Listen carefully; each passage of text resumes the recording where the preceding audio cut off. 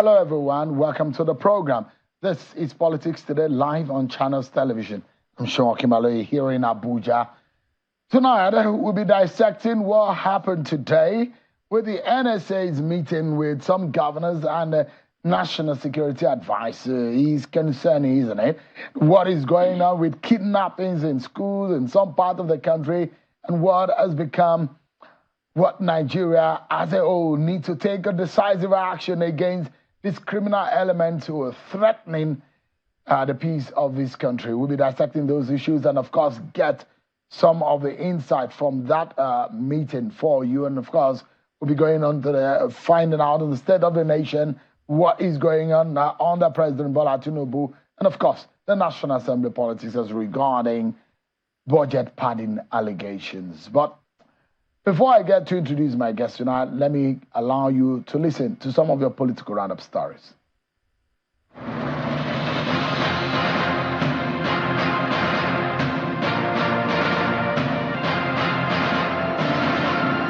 A 1.147 trillion naira FCT appropriation bill 2024 has scaled second reading at the Senate.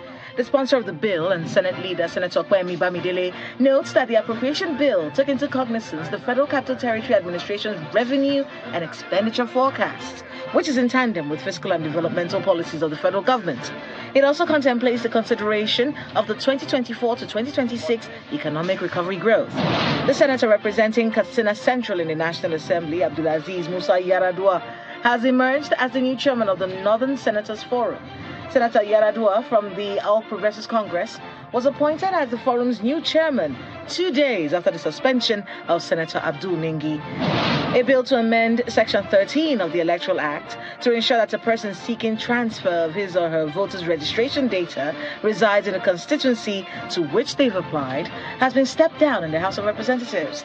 While the bill was supported by some lawmakers, others argue that it will lead to disenfranchisement of eligible voters. In the meantime, the Student Loans, Access to Higher Education, Repeal and Reenactment Bill has been transmitted from the presidency to the National Assembly.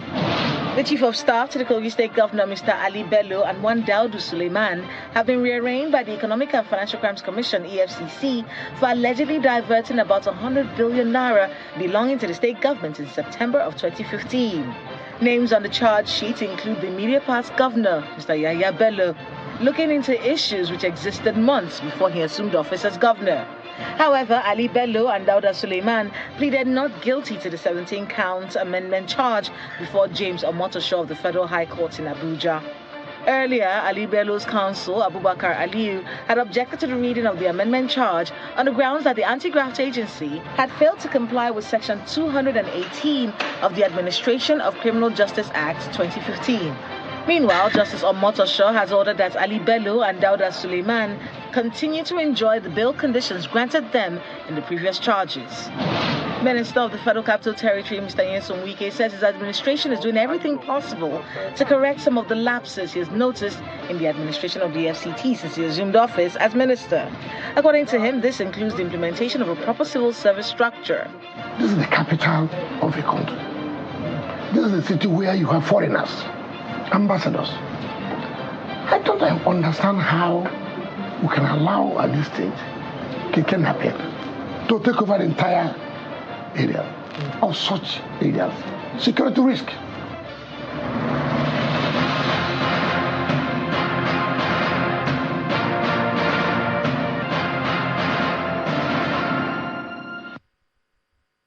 There you have it, your political roundup story. So let's tell you that the National Security Advisor, Mr. Nuhu Ribadu, is today met with some northern governors at the NSA office here in Abuja in a bid to find a lasting solution to the raging criminal activities that we see in the country, especially kidnapping.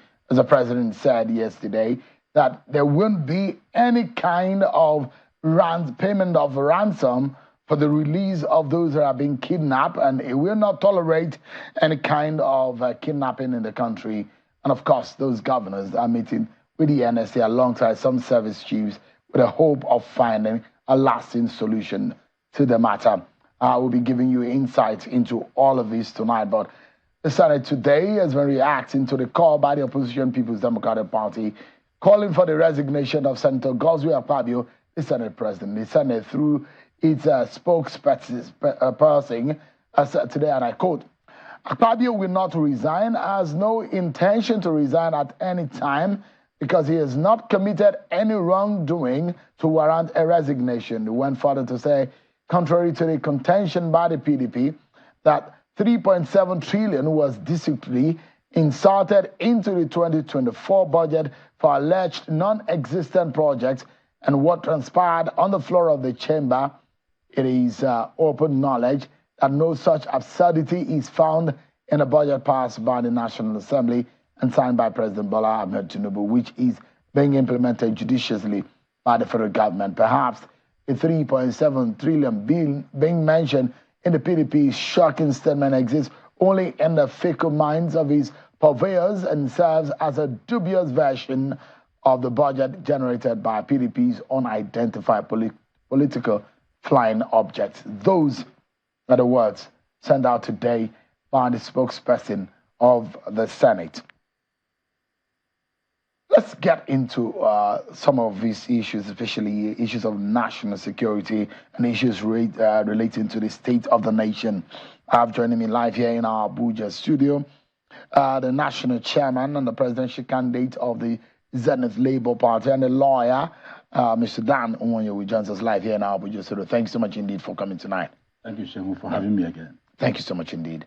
And also from London, a counterterrorism and an extreme violence expert, Mr. Bulama Bukati is also a lawyer. He joins us live from London. It's good to see you. Join us tonight, Mr. Bukati. Yeah, good to see you, Shehu. Thank you for the opportunity. Yeah. Let me perhaps begin with you tonight, Mr. Bukati, and give us a sense of what you make of the meeting and the scenario playing out. Yesterday, the federal government says, we will not pay ransom. And it's ridiculous, the kind of amounts that the kidnappers are asking for the release of those that have been kidnapped in Kuraga, as the federal government and security operatives were moving men and boots on the ground to these areas. We saw what happened in Sokoto. We saw what happened in Borno State. And it does look like whether or not these guys were hiding in some enclave and just were coming out to unleash terror on our innocent Nigerians. What do you make of the scenario and the spate of kidnapping that we've seen in the past days? I mean, to start with, Shehu, I 100% support the federal government's policy to not pay ransom. Paying ransom is only going to exacerbate this crisis, because the more money these violent criminals get, the more weapons and logistics they would stock, and the more people they would abduct, and the more terror they would unleash on Nigeria. So the policy of not paying ransom by the federal government is a very good one. I welcome it. I support it 100%. And I hope the federal government would also rein on the states to ensure that no state governor pays ransom, whatever be the situation. Now, this is the first thing. But the second thing is that when the federal government says we are not going to pay ransom, then the federal government needs to work hand in gloves to ensure that these young boys and girls and young women have been rescued. Because not paying ransom is one thing, but you also need to ensure that victims are rescued as soon as possible. And Shehu, listening to the account of some of the victims who have escaped, there were real opportunities in the first few hours and the first few days of the kidnapping for the security forces to rescue these children. For example, in Kaduna, one of the victims who escaped was interviewed by BBC Hausa, and he explains how they were made to trek for days into the bush. And he said there were times when the Nigerian army, the Nigerian Air Force helicopter was hovering over them. And when that happens, then the criminals would direct all of them to lay flat on the ground. They would lay flat on the ground for minutes, sometimes for 15 minutes, 20 minutes before the helicopter leaves, and then they would keep trekking. That's how they took them to where they took them, and now they are demanding ransom. If the Nigerian armed forces had sent in troops, ground troops, not air troops, because these criminals and terrorists have mastered the act of evading air strikes and air efforts by the Nigerian armed forces. What you need are ground troops that will pursue them, hot pursuit of them into the bush and ensure that they do not escape with the criminals. And the victim was even telling BBC Hausa how tired and exhausted the criminals themselves were, because they did not sleep, they were tired, they did not eat, they were becoming disorientated while they were leading the boys into the bush, the boys and the girls into the bush. If we had acted at that time, there is a real opportunity, real likelihood that we would have been able to rescue the victims. So that's the second point I am going to make. But when it comes to the situation generally, shown under President Muhammadu Buhari, between December 2020 and October 2021, there were 7 different mass abduction of children from schools, and 1,437 children or students were abducted in those 7 incidents, along with 17 teachers. And it became so normal because President Buhari did not act decisively. President Tinubu has an opportunity to show these repugnant criminals that there is a new sheriff in town. And the way to do that is to pounce on them, to launch a heavy, sustained onslaught on them, to show them that Nigeria is up to the task. Unless and until President Tinubu does this, he risks also becoming like President Buhari, under whose watch mass kidnapping of students from school became normalized in Nigeria. And I think President Tinubu wouldn't want that to be his record. All right, quickly, I'd like to, okay, so I'll come to you in a moment, but let me allow our viewers to learn 1 or 2 things from what happened today at the meeting with the NSA and some of the governors. Here is what the NSA, some of the things that were said after that meeting. Take a listen.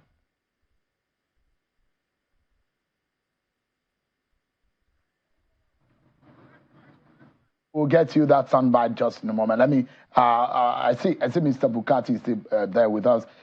If you can tell us, just before we get that soundbite ready from the NSA and what happened today, my thinking is this.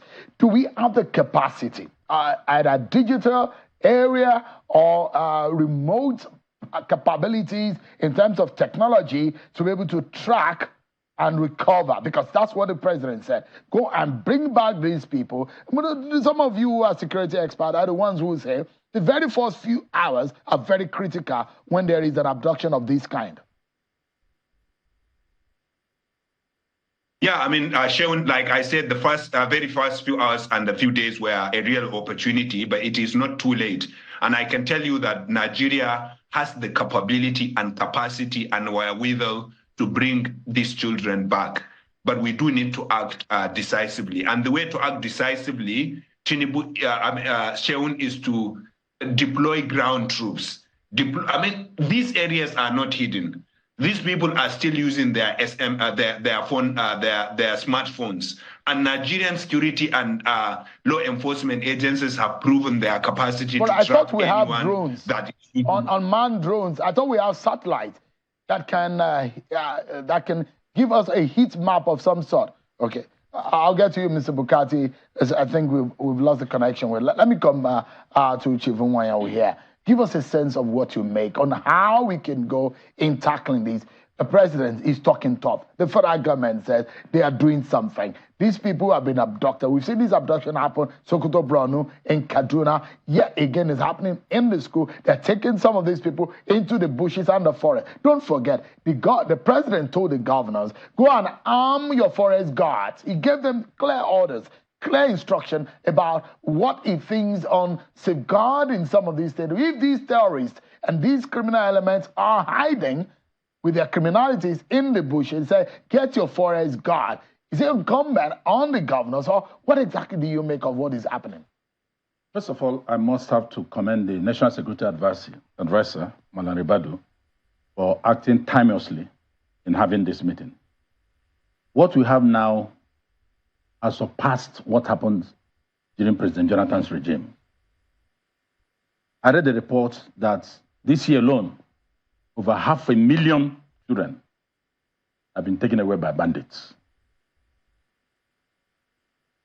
All this has to do with politics. Really? We should not pretend about it. It started in a small way to get Jonathan out of office, to get President Jonathan out. And when President Tinubu is looking for a solution or the security, they should not look beyond the key actors in 2014, 2015. They are the masterminds of this. We have our intel. They are the same people. They are around. They are not part of, some of them are part of the government. Some of them have lost power. They are not included in Tinubu's government.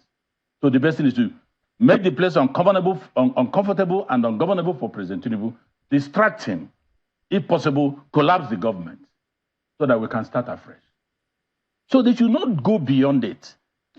These are very strong allegations. I don't want that. I know the security agencies are no. The security problems are sometimes have the life of their own. Yes. Criminal elements will perpetrate their evil for whatever reasons and intention they have. But when you come as a political figure that you have, and you are saying that some of these these are the lives of children who are in their school, and you say politics is behind this. They don't care. This is grave. They don't care. Those 250 or more children you took away, did they put them in the pocket? Was a 747 jet, Boeing, was it a jet that took them to that point? So in this time and age, it will not be accepted that even as I'm talking to you now, you will not know where they are. That's why I say it's politics. People in government, as it were then during President Jonathan's government, some of them are interested parties in this. And that is why it has become intractable. I have always referred to what General Sani Abacha said. That when you have a situation like this, and it lasts more than 24 hours or 48 hours, take it that government has a hand in it. He said so. This army, this military, security agencies in Nigeria, they are overqualified and over-equipped to clear this mess. Just give the appropriate orders. Put the appropriate people. Not people that will be sympathetic to the terrorists. Not people that will be looking at them as people that should not be killed. Some prominent people are saying, go and negotiate. You don't negotiate with terrorists. They are asking for 40 trillion. 3 years budget of Nigeria. I don't know whether that demand was as a result of ignorance or stupidity, or is it a joke or a joke. Where would you, how many warehouses do we put it, even if you are carrying it in dollars? It's madness. It's madness. If we want to stop this thing today, President Tinubu should give the appropriate order. And what would that be? What would that order be? Go and smoke them out. Go and smoke them out. You get them. But he said that to them. Yeah, he said that to them. He said you should go after. Apart from the order, not pay ransom, and they must get those people. Apart from the order, you put the appropriate people there. Look, something was working before President Jonathan left. Even earlier when Tinubu came, Buhari came to office. People were recalled, officers were removed. It happened in this country. And what I'm saying is that President Tinubu should know and realize today that it is that office of the president they're looking at. And he should guide it jealously. So you think that there are people who are attacking, who want to bring down the government of President Tinubu? Sure. For what purpose? For what reason? Some people feel they have lost that. Some people feel that he's taking decisions that will touch them based on the atrocities they committed in the past 8 years. Some people feel that, look, keep this man busy. Let him not concentrate. And that's why the president must hear it. I don't know if they are giving him the proper advice. That's why this meeting called by Akeredolu is very rewarding. The president must know that they're looking for that seat. Nothing more. And that's why I said it's political. Give the appropriate people, put the appropriate people there. Give the appropriate command. These people are not ghosts. They are not spirits. Meet them at their base. They will, 2 strikes, they will leave the kids there and run away. But I mean, collateral. I mean, there is no look at what Russia did. There's no time. I said this during even when we are campaigning. Now that time they were taking 100, 50, 20, 10, 4, 5. I'm not saying that people must die, but it's better you save thousands that will be victims at the expense of few others. They know where these people are. Malam El-Rufai said so when he was governor. We listen to their discussions. We know where they are. He said it publicly. But when we give the information, they don't do anything. Even though I don't believe the sincerity of that comment. President Tinubu should realize this. They are looking for his seat. They have brought different suggestions. I'm not interested in trillion money negotiating with terrorists. No, but you shouldn't do that. You shouldn't do that. You will know them. You see them. Look at what happened during the President Jonathan's time. When the Americans came to help us. They came. They discussed what to do in getting to that place. After 2 days, the terrorists were seen wearing masks. It happened in this country, which means an insider in that meeting communicated to them. There are insiders involved in this thing. Fifth columnist. There are insiders involved in both in and out of government. These are the people. They want President Tinubu out. But they don't know that it is a very difficult task. They succeeded with President Jonathan. In fact, President Tinubu should know some of those who did that in 2014, 2015, and see where they are now. It is easy to identify them. Call them to order. Take them in. Take them in. We should not be afraid to take hard decisions when it comes to the issue. These are people's children. These are Nigerians that you are referring to. Yes. Are these Nigerians you are referring to? Of course they're Nigerians. But they don't have the love of this country at heart, if that's the case, isn't it? Do they care? Do they care? But to what end? If they love this country, look at the looting that took place. Money you cannot spend before you die.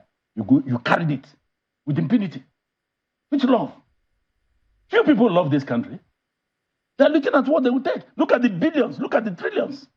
People stole from our common patrimony. You say love. That's not like love. It's love for your pocket.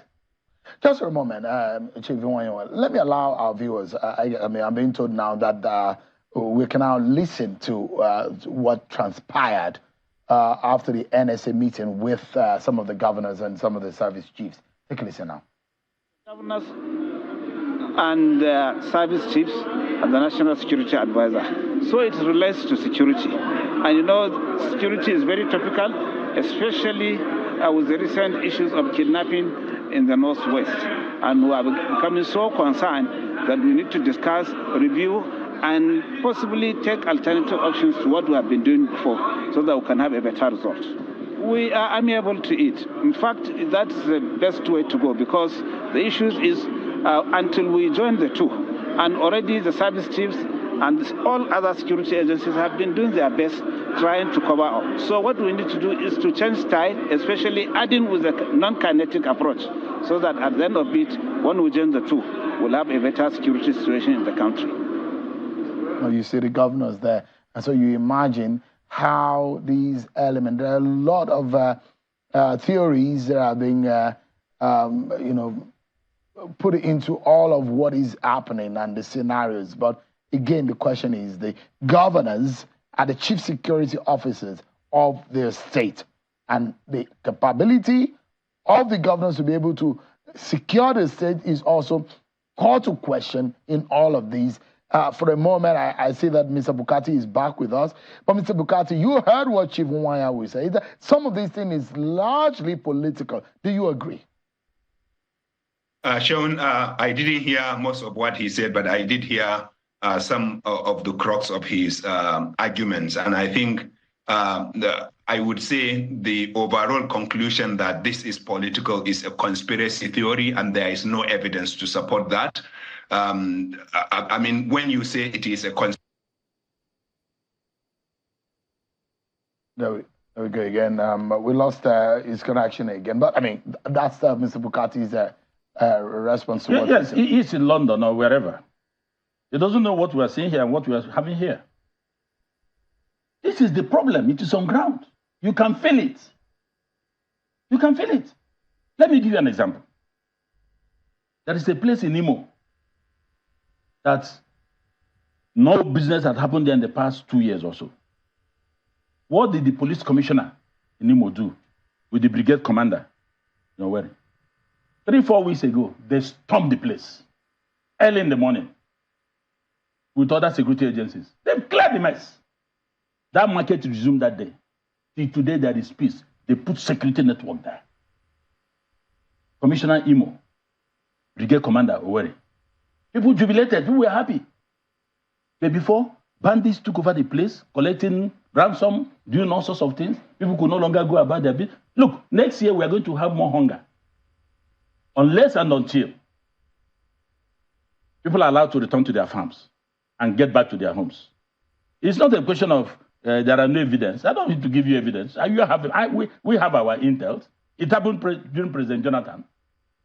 And some of the people involved even confessed after President Buhari came to office. I'm not talking from cattle field. I live in Nigeria. But whatever criminality went on under Jonathan went on under President Buhari. And there are those who will believe that, in fact, it increased. So if it was a political or ethnic politics that became rife, don't you think that it was sustained if it was because of a particular tendency? You saw that the thing came down. It started with certain policies of President Tinubu. Moving certain things. You must read between the lines. I live here. I love this country.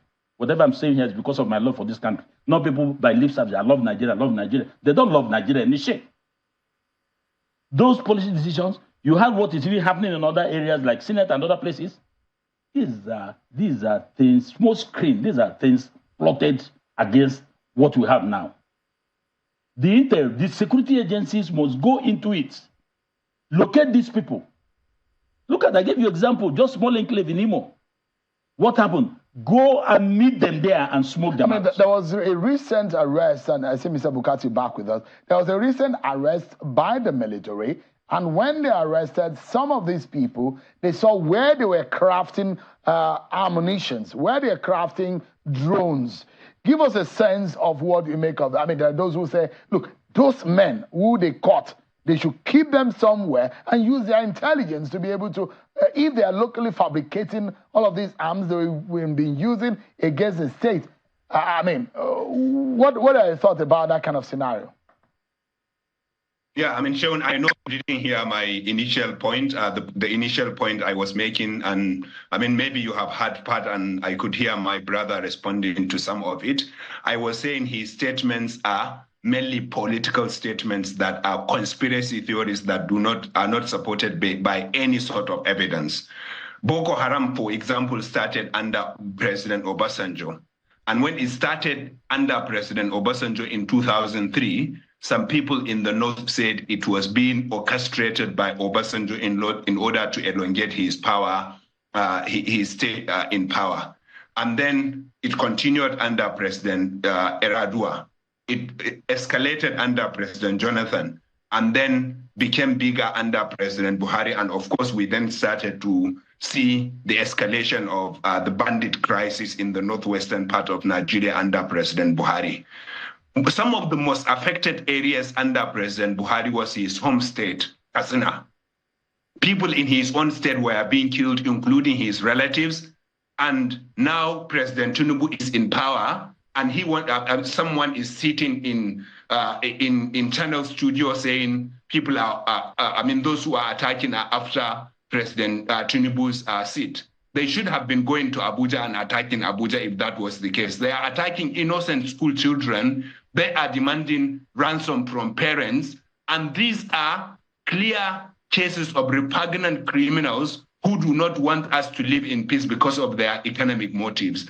But if we came and politicized the issue and made it a political rhetoric, then we may end up exacerbating the crisis and we will never get to the root of the issue. We will end up dividing our country. And if my brother is so confident that he knows the politicians who are orchestrating this from the top in order to take over power from Abuja, he should have the audacity to name them. Give us their names. He said he knows them. Give us their names. You are on the national television so that those people can answer for the crimes you are, accusing, or the intelligence agencies will get information, obviously, that they don't have, that you do have. But we cannot sit here and be making statements that are free of evidence in the name of analysis. This is political. We cannot turn security into a political football. We have to stick to the facts, and the facts are that we have repugnant criminals and terrorists wreaking havoc in our country, and the government needs to do more to tackle them. Well, Mr. Bukati, what do you think would be the necessary steps to take? Because now this is escalating, and it's escalating badly, and we look like we've thrown our hands in the air, and we are helpless in the face of these criminals who are terrorizing innocent citizens. If there is one thing that needs to be done now and now, what would that be? It is better use of our current resources, Sheun. For example, we keep saying the Nigerian military is overstretched, the Nigerian military overstretched. I completely agree that the Nigerian military is handling a lot right now. But Sheun, until today, there are dozens of generals in the barracks. There are dozens, hundreds, if you like, of thousands of military men in the barracks. If I were President Tinubu, I am going to deploy each and every general. No general will stay in any barracks, and no service chiefs would stay in Abuja. They would all be deployed to the field, and I will give them a deadline, for example, to rescue the current set of boys and girls that were abducted. This is number one. Secondly, Sheun, we might think it's easy, for example, because a particular gang in Imo State has been pounced upon while living in the city. It's easy for us then to invade the bush we are talking about. Kaduna State alone is 2.5 times bigger than 4 or 5 northeastern Nigerian states. And so it's a vast area we are talking about, like the Zambiza forest, or like the forest in the northwest and the north central parts of Nigeria. They are very big. These criminals have mastered the act of evading attacks and fleeing into the Nigerian side of the border when there is onslaught by the Nigerian army. We need better, transnational cooperation. But what we need to do right now is to make better use of the military and the security enforcement agencies we have on the ground, make better use of our technology, the drones you are talking about, the surveillance capacity you are talking about, our arms and ammunitions. And remember, Sheun, that Nigeria does not produce any of these arms and ammunitions or the strikes we are using, the bombs we are using. It costs a lot of money, and every bullet you shoot, whether it kills or not, it consuming money. And therefore, the Nigerian government itself says we do not have the capacity. And sometimes even when we buy the weapons, it takes years to produce and to supply. And we know there are Western countries that do not sell weapons to Nigeria. I think it's time for Nigeria to make it clear to all our Western allies that if you are not going to sell weapons to us, we will know that you are no longer our friends, and we are going to classify you as our enemies, because we cannot continue to deal with this situation. And you keep citing flimsy excuses in some situations in order to deny us weapons.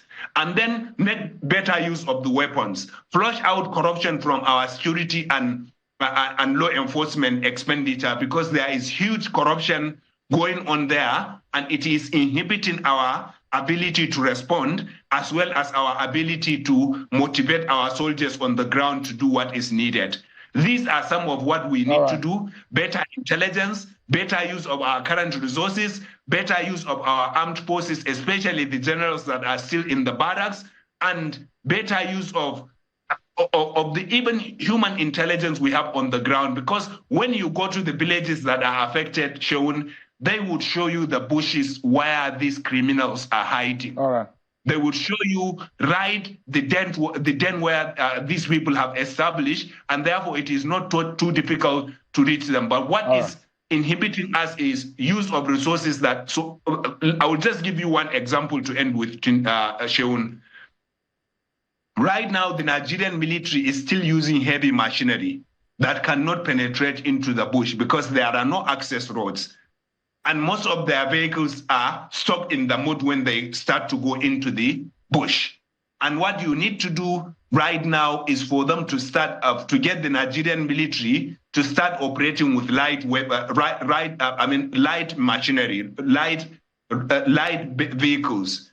We know that the criminals are using motorcycles in order to conduct these operations, and they go in a convoy of 100, 200, 300, and the Nigerian armed forces will start to use the same kind of vehicles in order to penetrate into the bush and take the fight to the criminal and terrorist gangs.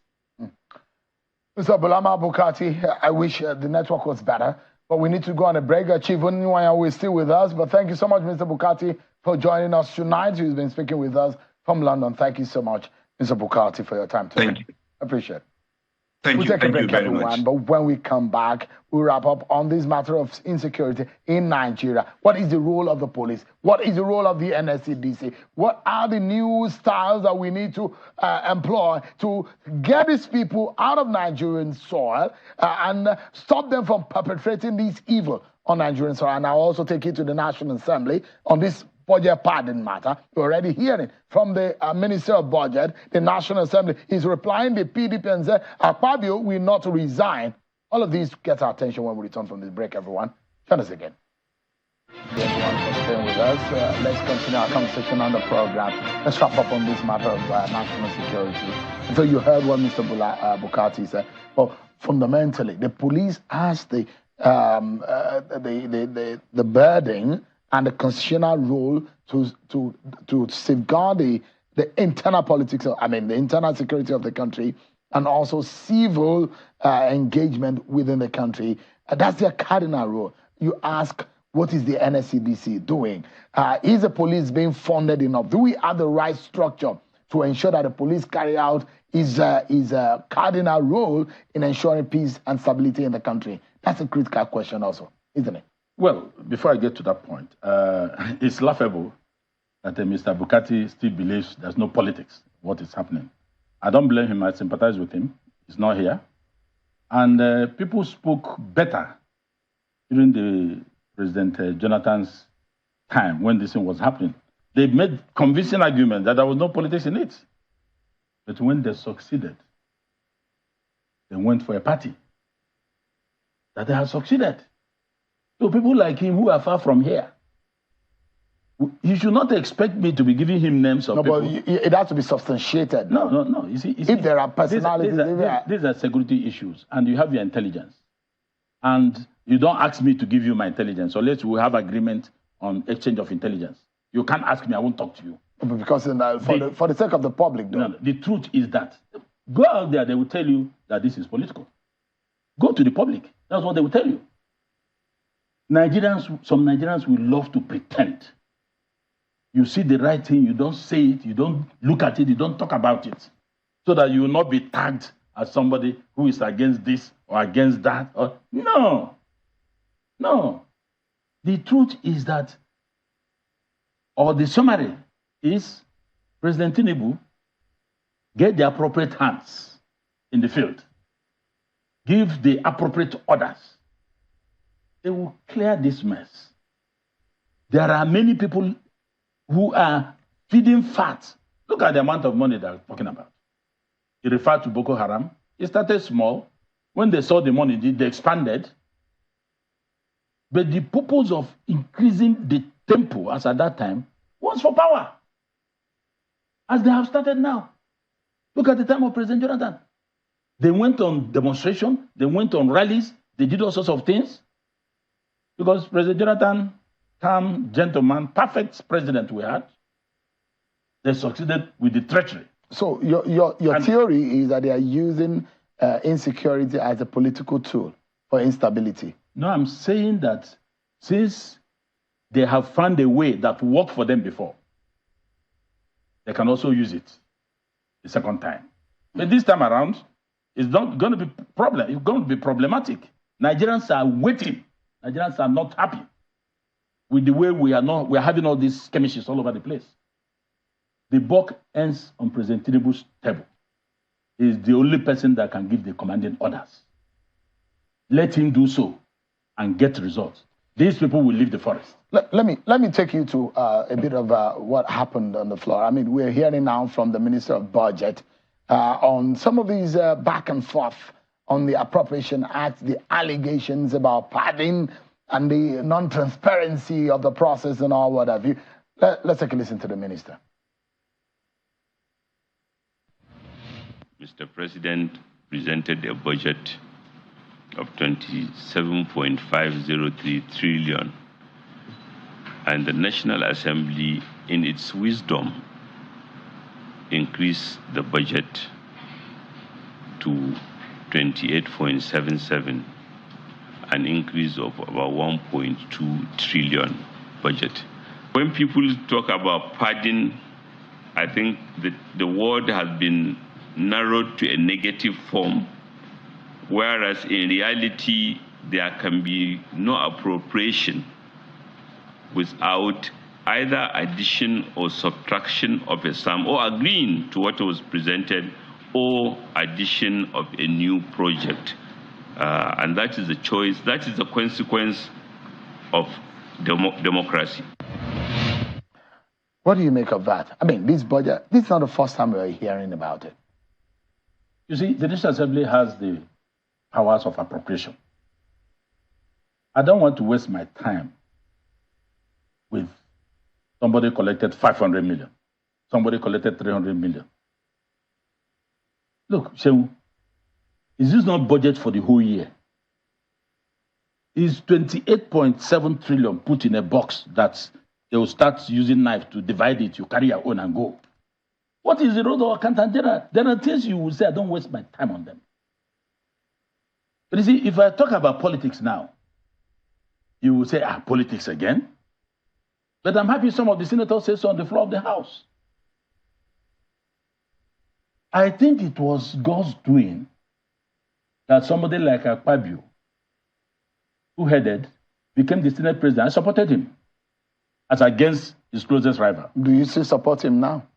Well, I will not say no. Because you know the reason why I'm asking you the question? Yes. Because there are allegations against the Senate president as to the kind of projects, boreholes and all what have you that are going to his own state as constituency project totaling billions of naira, and which is getting a lot of agitation. About the Senate spokesperson is reacting to it. And those, in fact, senators are agitated about what they are accused the Senate president of underhandling and the manner in which he has gone about the activities of running the affairs of the Senate. That is within the purview of the Senate to treat. Would you change? Is it not the duty of Nigerians? Because they are being elected to represent the Nigerian people. Nigerians. And if people are poking and saying, look, there are some things that are not right, the manner in which Nigerians can ask questions. But some of these things that are saying there are no facts we have seen. Don't say I'm supporting anybody. There are no facts we have seen. These are figures. You said something has been padded somewhere, something is padded the other way. I know these funds they are talking about. If this constituency project, we have been hearing about constituency project since 1999. It is only in my own part of the country that we don't see it. I was talking with a member of House of Reps some years ago, Labour Party House of Rep member. He told me about the number of people he had given a job in his federal constituency and the projects he brought there, actually in Ondo State. I was listening to him. When he finished, I said, wow. Where did my own House of Rep member put his own projects? How many people did he influence the employment? So it depends on how you look at it. The public will have the right to interrogate some of these actions. Because, in interrogating, for example, Chief Nwayo, 427 boreholes to cost about 82.5 billion in that budget. It then means that per unit of that borehole, it will cost 193 million naira per borehole. As a private citizen, would you construct a borehole for 190 million naira? They costed 1,150 street lights to cost 212 billion naira.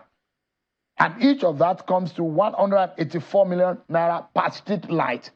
As a citizen, a private citizen, will you build, if you were to build that in front of your house, would you construct a street light for 180 million naira? These are some of the issues of transparency. These are issues of accountability.